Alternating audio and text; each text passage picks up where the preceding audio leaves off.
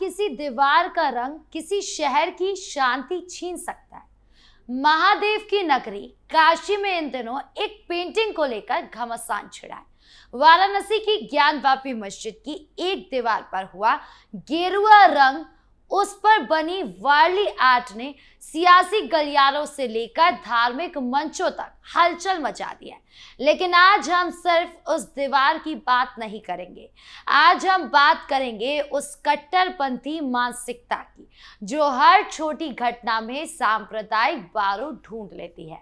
आज हम बेनकाब करेंगे उन चेहरों को जो अपनी सियासत चमकाने के लिए काशी की गंगा जमुनी तहजीब में जहर घोलने की कोशिश कर रहे हैं। इस स्पेशल स्टोरी में हम आपको बताएंगे कैसे एक सौंदर्यीकरण के काम को धर्म का मुद्दा बनाया गया और कैसे बागेश्वर बाबा जैसे प्रभावशाली व्यक्ति को एक बयान देने पर आग में घी डालने वाला काम गिना गया। प्रधानमंत्री नरेंद्र मोदी के हालिया वाराणसी दौरे के दौरान विश्वनाथ धाम के आसपास सौंदर्यीकरण का काम शुरू हुआ। उसी क्रम में मस्जिद की बैरिकेडिंग से सटी एक छोटी सी दीवार को गेरुआ रंग से पेंट कर दिया गया। उस पर पारंपरिक वारली डिजाइन बनाई गई। अब ये काम सौंदर्य बढ़ाने के लिए किया गया था, लेकिन मुस्लिम पक्ष ने आपत्ति जताई कि ये उनकी प्रॉपर्टी पर बिना अनुमति के किया गया है। वहीं कुछ हिंदू कट्टरपंथी नेता इसे लेकर उछाल भी रहे हैं और बड़े बड़े बयान भी दे रहे हैं। हम इस पूरे मामले में कट्टरपंथ की राजनीति को उजागर करेंगे। प्रधानमंत्री नरेंद्र मोदी के वाराणसी दौरे के संपन्न होते ही काशी विश्वनाथ धाम के इर्द गिर्द का इलाका एक बार फिर सुर्खियों में आ गया। लेकिन इस बार वजह कोई राजनीतिक भाषण नहीं, बल्कि एक साधारण सा सौंदर्यीकरण का काम था जो देखते ही देखते विवादों के घेरे में आ गया। मंदिर परिसर के पास स्थित करीब 150 फीट ऊंची एक मामूली सी दीवार पर गेरुआ रंग चढ़ा और उस पर पारंपरिक वारली आर्ट की आकृतियां उकेरी गई। प्रशासन के लिए ये केवल शहर की सुंदरता को बढ़ाने का एक हिस्सा था, लेकिन ज्ञानवापी के संवेदनशील माहौल में इसे एक अलग ही चश्मे से देखा जाने लगा। मुस्लिम पक्ष, विशेषकर अंजुमन इंतजामिया मसाजिद कमेटी ने इस पर कड़ी आपत्ति जताई।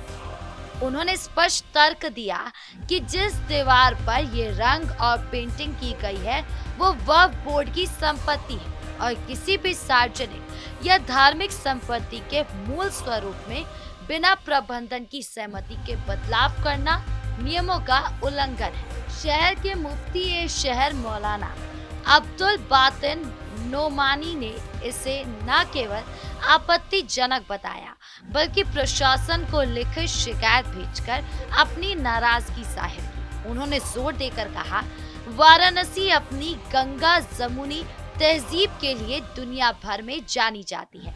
ऐसे किसी भी कदम से पुरानी स्थिति में छेड़छाड़ नहीं होनी चाहिए, जिससे शांति भंग होने की आशंका है।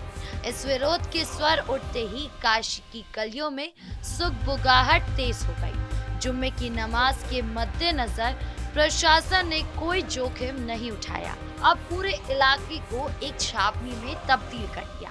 पुलिस, पीएसी और रैपिड रिस्पांस फोर्स यानी कि आरआरएफ के जवानों की भारी तैनाती की गई ताकि कोई भी अराजक तत्व इस स्थिति का फायदा न उठा सके। हालांकि नमाज शांतिपूर्ण संपन्न हुई, लेकिन फिजाओं में तनाव साफ महसूस किया जा सकता था। डीसीपी काशी गौरव बंसवाल ने मोर्चा संभालते हुए स्पष्ट किया कि पेंटिंग में कोई भी धार्मिक या आपत्तिजनक चित्र शामिल नहीं। ये विशुद्ध रूप से भारतीय लोक कला यानी वारली डिजाइन है जो सांस्कृतिक धरोहर का हिस्सा है। उन्होंने ये भी तर्क दिया कि ये हिस्सा मंदिर प्रशासन के सौंदर्यीकरण क्षेत्र के अंतर्गत आता है। बागेश्वर बाबा का बयान और हिंदू राष्ट्र की मांग। इस विवाद से पहले भी बागेश्वर धाम के धीरेन्द्र कृष्ण शास्त्री की वाराणसी में एंट्री हुई। उनके एक बयान ने इस धार्मिक बहस को एक नया और तीखा मोड़ दे दिया। धीरेन्द्र कृष्ण शास्त्री वाराणसी के कार्यक्रम में पहुंचे थे। वहां उन्होंने कहा कि काशी विश्वनाथ मंदिर के पास जो कलंक ज्ञानवापी को कह रहे थे, वो भगवान से प्रार्थना है कि जल्द मुक्ति मिले। साथ ही उन्होंने भारत को हिंदू राष्ट्र घोषित करने की मांग की। उनका कहना था कि दुनिया में कई देश मुसलमानों और ईसाइयों के लिए हैं, लेकिन हिंदुओं के लिए एक भी नहीं। आस्था का सम्मान हर किसी का अधिकार है, लेकिन जब कोई धार्मिक नेता छोटी पेंटिंग या दीवार के रंग को लेकर बड़े बड़े राजनीतिक नारे लगाने लगे, तो ये कट्टरपंथ की ओर इशारा करता है। ज्ञानवापी का मुद्दा कोर्ट में लंबित है। एएसआई रिपोर्ट, पुरातत्व सबूत, सब कुछ कानूनी प्रक्रिया में है, लेकिन कट्टरपंथी तत्व इसे सड़कों पर ले जाकर शांति भंग करना चाहते हैं। मुस्लिम कट्टरपंथी भी कम नहीं, कुछ लोग साधारण सौंदर्यीकरण को भी इस्लाम का अपमान बता रहे हैं, जबकि वाली पेंटिंग कोई धार्मिक प्रतीक नहीं बल्कि भारतीय लोक कला है। दोनों तरफ के चरमपंथी युवाओं को भड़का रहे हैं, सोशल मीडिया पर जहर घोल रहे हैं। ये ठीक वही है जो देश की एकता के लिए खतरा है। वाराणसी की गंगा जमुनी तहजीब सदियों पुरानी है। यहाँ हिंदू मुस्लिम साथ रहते आए हैं। कट्टरपंथी चाहे जितना प्रयास करे, लेकिन आप लोग शांति चाहते हैं। योगी सरकार भी सख्ती से कह रही है कि कानून व्यवस्था बनी रहेगी। कोई भी सड़क पर कानून हाथ में लेगा तो कार्रवाई होना तो तय है।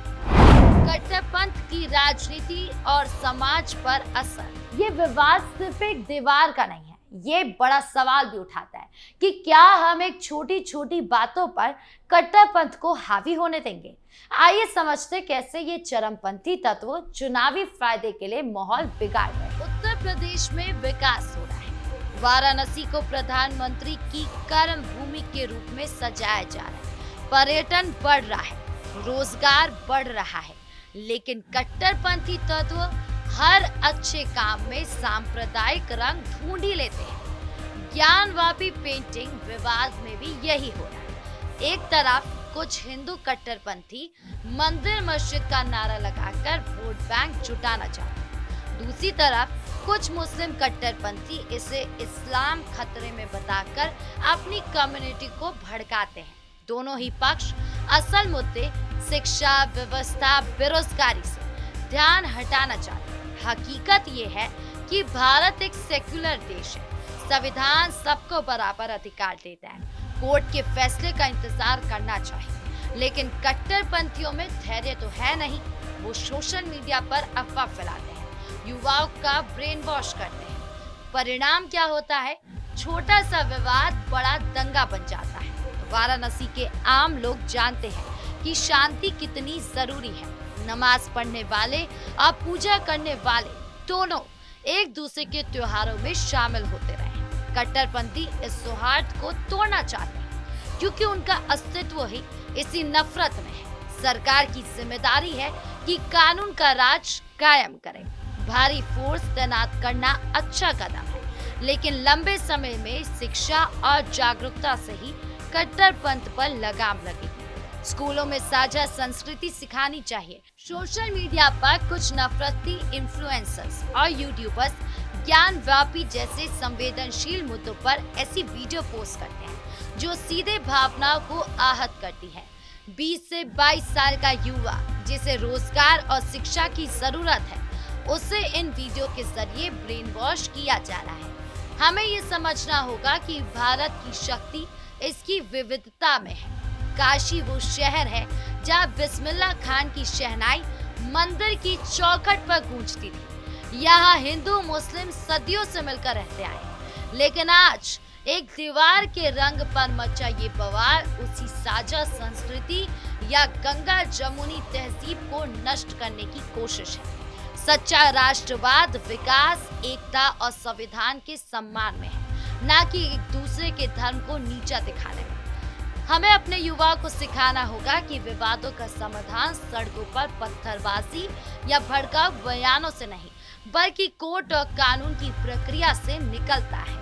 ज्ञानवापी की दीवार का ये विवाद हमें एक बहुत बड़ा सबक देता है। कट्टरपंथ चाहे किसी भी तरफ का हो, वो समाज के लिए केवल विनाश लेकर आता है। आज जरूरत है हमें उन तत्वों को पहचाने कि जो चुनावी फायदे के लिए या अपनी निजी दुकान चलाने के लिए हमें आपस में लड़ाना चाहते हैं। प्रशासन को मुस्तैद रहना होगा और हमें एक जिम्मेदार नागरिक के तौर पर सतर्क रहना होगा। वाराणसी की शांति और इसका गौरव बना रहे, यही हर बनारस वासी की और हर भारतीय की प्राथमिकता होनी चाहिए। क्या आपको भी लगता है कि एक छोटी सी पेंटिंग पर इतना बड़ा विवाद जायज है, या फिर हम असल विकास के मुद्दे को भूलकर धर्म की राजनीति में उलझ गए हैं? आपकी क्या राय है? कमेंट बॉक्स में जरूर बताएं। धन्यवाद।